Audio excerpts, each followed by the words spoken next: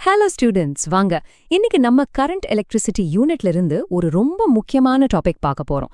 Drift of electrons and the origin of resistivity.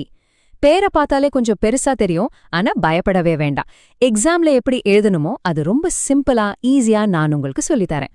சரி, வாங்க start பண்ணலாம். நம்ம ஃபர்ஸ்ட் செக்ஷன் தி இன்ஸ்டன்ட் லைட் பாரடாக்ஸ். இங்க தான் ஒரு இன்ட்ரெஸ்டிங்கான கேள்வி வருது. நம்ம ரூம்குள்ள போய் ஸ்விட்ச் போடுறோம், அடுத்த செகண்ட்ல லைட் எரியுது, கரெக்டா? அது எப்படின்னு எப்போது யோசிச்சிருக்கீங்களா? இப்ப நான் சொல்ல போற விஷயம் உங்களுக்கு ரொம்ப ஷாக்கா இருக்கும். ஒரு வயர்க்குள்ள இருக்கிற எலக்ட்ரான்ஸோட உண்மையான ஸ்பீட் ஒரு நத்த, அ ஸ்னேல், அதை விட குறைவு. அப்போ எப்படி ஸ்விட்ச் போட்டா அடுத்த நொடியில லைட் எரியுது? இதுதான் நம்ம பாரடாக்ஸ். வாங்க இந்த கேள்விக்கு பதில கண்டுபிடிக்கலாம். ஓகே, இந்த பெரிய கேள்விக்கு பதில் தெரிஞ்சுக்கணும்னா நம்ம பிசிக்ஸ கொஞ்சம் பக்கத்துல வச்சுட்டு ஒரு சிம்பிள் கேம் விளையாடலாம். நீங்க பின்பால் கேம் பாத்திருக்கீங்களா? அதை வச்சுதான் நாம இதை புரிஞ்சுக்க போறோம். சோ நம்ம section a game of electron pinball. Okay, so just imagine நம்ம கையில் இருக்கிற ஒரு மெட்டல் ஒயர், அது ஒரு பெரிய பின்பால் மெஷின்னு நினச்சிக்கோங்க. எஸ், நம்ம கேம் சென்டர்ஸ்லாம் பார்த்துருப்போம்ல, ஒரு ஸ்டீல் பால் அடிச்சு அனுப்புவோம், அது டக் டக்னு பம்பர்ஸ்ல இடிச்சு பாயிண்ட்ஸ் வரும். அந்த கேம் தான். சரி, அந்த பின்பால் கேம்ல பாலை இடிச்சு இடிச்சு திருப்பி விடுமே அந்த பம்பர்ஸ், அதுதான் நம்ம மெட்டல் வயருக்குள்ள இருக்கிற ஃபிக்ஸ்ட் ஆட்டம்ஸ். அதுங்க அங்க இங்க நகராது, ஒரே இடத்துல ஆடாம அசையாம இருக்கும். நம்ம அதை பிசிக்ஸ்ல லாட்டிஸ் அயான்ஸ்னு சொல்லுவோம். பின்பால் மிஷினு எப்போ பாத்தீங்கன்னா சும்மா ஃபிளாட்டா இருக்காது, கொஞ்சம் சாஞ்சு இருக்கும், ரைட்? அந்த டில்ட் இருக்கிறதுனால தான் பால் எப்பவுமே கீழே நோக்கி வரும், கரெக்டா? அந்த டில்ட் தான் நம்ம பேட்டரி கொடுக்குற எலக்ட்ரிக் ஃபீல்ட். அது எப்பவுமே அந்த பாலை, யானே நம்ம எலக்ட்ரானை ஒரே டைரக்ஷன்ல தள்ளுன்னு தள்ளிக்கிட்டே இருக்கும். அப்போ பால் என்னன்னு இப்போ உங்களுக்கே தெரிஞ்சிருக்கும். எஸ், அந்த பின்பால் தான் நம்ம ஃப்ரீ எலக்ட்ரான். அந்த எலக்ட்ரிக் ஃபீல்ட்னால அது கீழே நோக்கி வேகமா போக ட்ரை பண்ணும். ஆனா அந்த பம்பர்ஸ், யானி அந்த லாட்டிஸ் அயான்ஸ், அது மேல பட்டு டிங் டிங்னு அதோடைய ஸ்பீடும் மாறும், டைரக்ஷனும் மாறும். சோ இந்த எலக்ட்ரான் 1000 தடவை 1,00,000 தடவை அந்த ஆட்டம்ஸ் மேல மோதினாலும் அந்த எலக்ட்ரிக் ஃபீல்ட் ஒரு பக்கம் தள்ளிக்கிட்டே இருக்கிறதுனால ஓவராலா பார்த்தா ரொம்ப ஸ்லோவா கொஞ்சம் கொஞ்சமா ஒரே டைரக்ஷன்ல நகர்ந்து வரும். இந்த ஸ்லோவான நெட் மூவ்மெண்ட் இருக்கே, இதுக்கு பேரு தான் ட்ரிஃப்ட் வெலாசிட்டி. சிம்பிளா புரிஞ்சுதா? ஓகே, இப்போ இந்த பின்பால் கேம் ஐடியா மனசுல நல்லா பதிஞ்சிருச்சுல? சூப்பர். இப்போ வாங்க இதோட ரியல் பிசிக்ஸ்குள்ள போவோம். இந்த டக் டக்குன்னு நடக்கிற கொலிஷன்ஸ், யானி மோதல்கள், எப்படி ரெசிஸ்டிவிட்டி அப்படிங்கிற ஒரு விஷயத்த கொண்டு வருதுன்னு பாப்போம். ரைட், இதுதான் நம்ம என்சிஆர்டி டெக்ஸ்ட் புக்ல இருக்கிற ரெசிஸ்டிவிட்டியோட ஃபார்முலா. ρ = m/n(e²τ). பார்த்தாலே பயமா இருக்குல்ல? டோன்ட் வரி, ரொம்ப சிம்பிள். இங்க பாருங்க, எம்ங்கிறது எலக்ட்ரானோட மாஸ், ஈங்கிறது அதோட சார்ஜ். ரெண்டுமே கான்ஸ்டன்ட்ஸ், சோ அதை மறந்துருங்க. நமக்கு முக்கியமான ரெண்டு பேரு n and τ. என்னன்னா என்ன? Number density of electrons. Pinball கேம்ல ஒரே ஒரு பால் இருந்தா ஃப்ரீயா போகும், ஆனா 100 பால் இருந்தா அது மாதிரி ஒரு வயர்ல எவ்ளோ ஃப்ரீ எலக்ட்ரான்ஸ் இருக்குங்கிறது தான் n. அடுத்த ஹீரோ டவ். இதுக்கு பேரு ரிலாக்ஸேஷன் டைம். அப்படின்னா என்ன? ஒரே எலக்ட்ரான் ஒரு ஆட்டம்ல மோதிட்டு அடுத்த ஆட்டம்ல மோதுறதுக்கு நடுவுல ஃப்ரீயா போற அந்த ஆவரேஜ் டைம் தான் இது. சரி, அப்போ ஒரு எலக்ட்ரானோட கதையை நம்ம ஸ்டெப்ஸா பார்ப்போம். ஸ்டெப் 1, எலக்ட்ரிக் ஃபீல்டு வந்து வான்னு எலக்ட்ரானை இழுக்குது. ஸ்டெப் 2, அதனால எலக்ட்ரான் கொஞ்சம் ஸ்பீட் எடுக்குது, வுஷ்னு கிளம்புது. ஸ்டெப் 3, ஆனா அடுத்த செகண்ட்லயே பக்கத்துல இருக்கிற ஒரு லாட்டிஸ் அயான்ல போய் டம்னு மோதுது. ஸ்டெப் 4, மோதின உடனே அது கஷ்டப்பட்டு கெயின் பண்ண அந்த வெலாசிட்டி போச்சு, 0ன்னு இல்ல, பட் ரேண்டமா ஆகிடுது. ஸ்டெப் 5, மறுபடியும் எலக்ட்ரிக் ஃபீல்ட் இழுக்கும், ஸ்பீட் எடுக்கும், மோதும். விளையாட்டே இதுதான். இது ரிப்பீட் ஆகிக்கிட்டே இருக்கிறதுனால ஃபைனலா கிடைக்கிறது ஒரு குட்டி டைனி நெட் ட்ரிஃப்ட் மட்டும்தான்.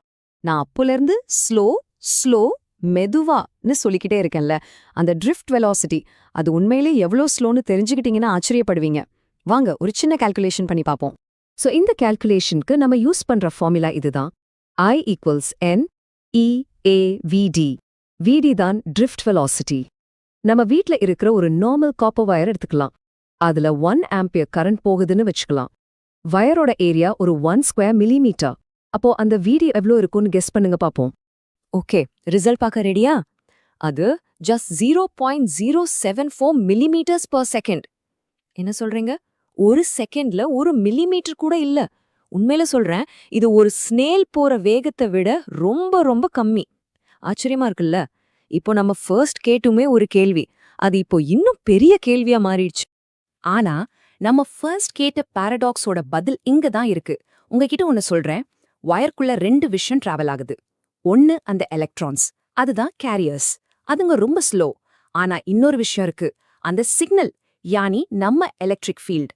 நீங்க ஸ்விட்ச் போட்ட உடனே இந்த எலக்ட்ரிக் ஃபீல்ட் லைட்டோட ஸ்பீடுக்கு பக்கத்துல நிருடா லைட் ஸ்பீடுல வயரோட ஒரு முனையில இருந்து இன்னொரு முனைக்கு போயிடும். அது ஒரு ரிலே ரேஸ் மாதிரி. கோச் விசில் அடிச்ச உடனே அந்த சவுண்ட் எல்லா ரன்னர்ஸ்க்கும் ஒரே நேரத்துல கேட்கும். எல்லாரும் ஒரே நேரத்துல ஸ்டார்ட் பண்ணுவாங்க. ஆனா ஒவ்வொரு ரன்னரும் அவங்க ஸ்பீட்ல தான் ஓடுவாங்க. அங்க விசில் சவுண்ட் தான் எலக்ட்ரிக் ஃபீல்ட், ரன்னர்ஸ் தான் எலக்ட்ரான்ஸ். புரிஞ்சுதா? ஓகே, அடுத்த செக்ஷன் ரொம்ப ரொம்ப முக்கியம். இது எக்ஸாம் பாயிண்ட் ஆஃப் வியூல நம்ம மார்க்க திருடுற சைலண்ட் கில்லர்ஸ். நம்ம தெரிஞ்சது தான், ஆனா கான்செப்ட தப்பா புரிஞ்சுக்கிட்டு மார்க்ஸை விடுவோம். அதை அவாய்ட் பண்ணலாம். Mistake number 1. நிறைய பேர் நினைக்கிறது டெம்பரேச்சர் ஜாஸ்தியானா எலக்ட்ரான் ஸ்லோ ஆயிடும்னு. அது அப்படி இல்ல. ஃபேக்ட் என்னன்னா, டெம்பரேச்சர் ஜாஸ்தி ஆகும்போது அந்த லாட்டிஸ் அயான்ஸ், நம்ம பின்பால் பம்பர்ஸ், அது சும்மா இருக்காம குர்ன்னு நல்லா வைப்ரேட் ஆக ஆரம்பிச்சிடும். அப்போ என்ன ஆகும்? அதிகமான கொலிஷன்ஸ் நடக்கும். அதிகமான கொலிஷன்ஸ்னால ஓவராலா அந்த நெட் ட்ரிஃப்ட் ஸ்லோ ஆகும். Mistake number 2. ரெசிஸ்டிவிட்டி ஒரு கான்ஸ்டன்ட்னு நினைக்கிறது. காப்பருக்கு ஒரு ரெசிஸ்டிவிட்டி, அது எப்பவுமே அப்படிதான் இருக்கும்னு நினைக்கிறது. ராங். ரெசிஸ்டிவிட்டிங்கிறது அந்த மெட்டீரியலோட ப்ராப்பர்ட்டி தான், நோ டவுட். ஆனா அது கண்டிஷன்ஸை பொறுத்து மாறும். ரொம்ப முக்கியமான கண்டிஷன் டெம்பரேச்சர். டெம்பரேச்சர் மாற ரெசிஸ்டிவிட்டியும் மாறும். And mistake number 3. ஹை ரெசிஸ்டிவிட்டினா அது ஒரு இன்சுலேட்டர்னு டிசைட் பண்றது. அப்ப லோ ரெசிஸ்டிவிட்டினா கண்டக்டர். இது ஓரளவுக்கு உண்மைதான். ஆனா மூல காரணம் அது இல்ல. தி ரியல் டிஃபரன்ஸ், உண்மையான வித்தியாசம் என்னன்னா அந்த N, number of free electrons. கண்டக்டர்ஸ்ல கோடிக்கணக்கில் ஃப்ரீ எலக்ட்ரான்ஸ் இருக்கும், சுத்திக்கிட்டே இருக்கும். ஆனா இன்சுலேட்டர்ஸ்ல ஃப்ரீ எலக்ட்ரான்ஸ் நியரடா 0ன்னு சொல்லலாம். அவ்ளோ கம்மியா இருக்கும். அதுதான் மெயின் டிஃபரன்ஸ். சரி, இப்போ நம்ம கத்துக்கிட்ட இந்த விஷயம், இது வெறும் ஒரு சின்ன டாபிக்னு நினைக்காதீங்க. இது கரண்ட் எலக்ட்ரிசிட்டியோட அடுத்த பெரிய பெரிய கான்செப்ட்ஸ்க்கு ஒரு ஃபவுண்டேஷன். எப்படின்னு பாப்போம். பாருங்க, நம்ம அடுத்து படிக்க போற ரொம்ப ஃபேமஸான ஓம்ஸ் லா, V=IR, அதோட மைக்ரோஸ்கோபிக் ஃபவுண்டேஷனே இந்த ட்ரிஃப்ட் கான்செப்ட் தான். அடுத்து டெம்பரேச்சர் ஜாஸ்தியாகும்போது ஏன் ரெசிஸ்டன்ஸ் ஜாஸ்தி ஆகுதுன்னு ஒரு கேள்வி வரும். அதுக்கும் பதில் இங்கே தான் இருக்கு. ஓவரா கொலிஷன்ஸ் நடக்கும், கரெக்டா? அது மட்டுமா, நம்ம வீட்ல இருக்கிற வாட்டர் ஹீட்டர், அயன் பாக்ஸ்லாம் எப்படி ஹீட் ஆகுது, அதை சொல்ற P=I²R ஃபார்முலா இருக்கே, அதோட ஆணிவேருமே நம்ம எலக்ட்ரான் பின்பால் கேம் தான். ஓகே, சோ இன்னைக்கு செஷனோட final summary for your exams. Key takeaways. Point 1. Resistivity ஏன் வருது? Because of electron ion collisions. Simple. Point 2. மெட்டல்ஸ்ல டெம்பரேச்சர் இன்க்ரீஸ் ஆனா கொலிஷன்ஸ் இன்க்ரீஸ் ஆகும், சோ ரெசிஸ்டிவிட்டியும் இன்க்ரீஸ் ஆகும். பாயிண்ட் 3. ட்ரிஃப்ட் வெலாசிட்டி ரொம்ப ரொம்ப ஸ்லோ, ஆனா electric field is almost instantaneous, near light speed. And finally point 4. Resistivity 2 விஷயத்தை டிபெண்ட் பண்ணியிருக்கு. N, எவ்வளோ எலக்ட்ரான்ஸ் இருக்கு, அண்ட் டவ், கொலிஷன்ஸ்க்கு நடுவுல எவ்வளோ டைம் இருக்கு.